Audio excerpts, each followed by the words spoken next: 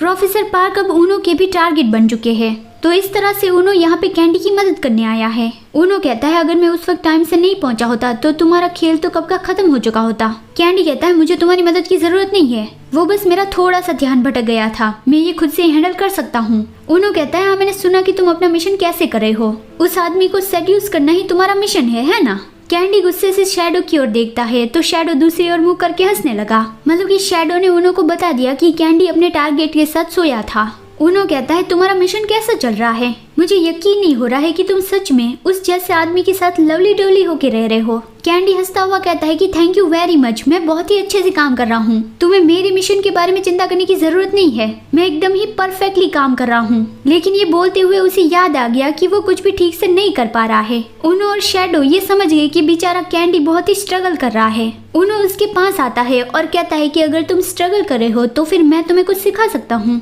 वो उसका फेस पकड़ता है और उसके करीब आके कहता है तुम हमेशा ही बहुत ज्यादा अकड़ के रहते हो, जब तुम उस आदमी से नहीं मिले थे उससे पहले भी तुम ऐसे ही रहते थे। अगर तुम्हें ये सीखना है कि किसी को सेड्यूस कैसे करना है तो मैं तुम्हें सिखा सकता हूँ, क्योंकि मुझे कोई फर्क नहीं पड़ता चाहे लड़का हो या लड़की हो, जहाँ तक वो मेरे बेड पर आ जाए तो फिर उसके पास जो भी हो, चाहे इन्फॉर्मेशन हो या फिर कुछ और हो, मैं वो सब कुछ सिर्फ एक ही घंटे में बाहर निकाल सकता हूँ। और ये बोलते हुए वो अपना दूसरा हाथ कैंडी की कमर पे रखता है। कैंडी कहता है तुम हमेशा ही ऐसी बातें क्यों करते रहते हो, मैंने कहा नहीं कि मुझे तुम्हारी जरूरत नहीं है, अगर अभी तुमने अपना हाथ वहाँ से नहीं हटाया तो फिर तुम अपने अगले लेक्चर के लिए ठीक से खड़े नहीं रह पाओगे।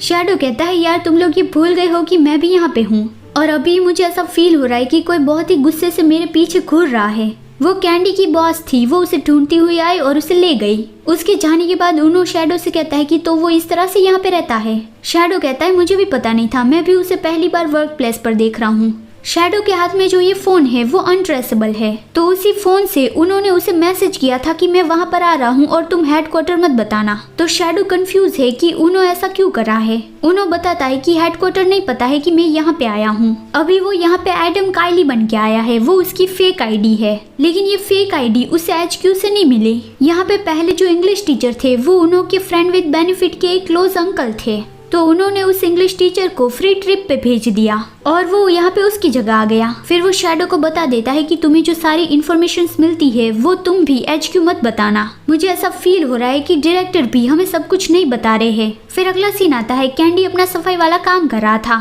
और कुछ दिनों से उसकी बॉडी में भी बहुत ज्यादा दर्द हो रहा है, क्योंकि हाजुन पे नजर रखने के लिए उसे सारे वक्त हाजुन के साथ ही रहना पड़ता है। उन्होंने कहा था कि वो स्कूल के वक्त हाजुन पे नजर रखेगा, लेकिन कैंडी को उस पे यकीन नहीं है, तो वो स्कूल में भी उस पे नजर रखता है। और जब हाजुन अपनी क्लास ले रहा होता है तब कैंडी सफाई कर लेता है। तभी कैंडी कुछ आवाज सुनता है, लाते और घूंसों की आवाज सुनता है, तो वो जल्दी से अपना हिडन नाइफ निकालता है और वो वहाँ पे पहुँच गया, लेकिन वहाँ पे युंजे मोबाइल में गेम खेल रहा था। कैंडी ने तुरंत ही अपना नाइफ छुपा लिया। उसके बाद फिर युंजे और कैंडी दोनों ही बात करने बैठ गई। युंजे की कोई पर्सनल लैब नहीं है, तो इसलिए वो यहाँ बैठकर गेम खेल रहा है, क्योंकि यहाँ पर वाईफाई अच्छा आता है। कैंडी को याद आ गया कि हाजुन ने उसे बताया था कि मेरे एक क्लोज फ्रेंड को आर्केड में आना पसंद है, तो वो उसे पूछता है कि प्रोफेसर क्या आपको रेट्रो गेम्स पसंद है जैसी आर्केड में होती है वैसी। युंजे कहता है हाँ मुझे तो वो सारी गेम्स पसंद है, मैं अब उसे बहुत ज्यादा मिस कर रहा हूँ, जब मैं छोटा था तब मैं हाजुन के साथ आर्केड्स में जाता रहता था, लेकिन अब तो हम बहुत ही ज्यादा बिजी रहते हैं।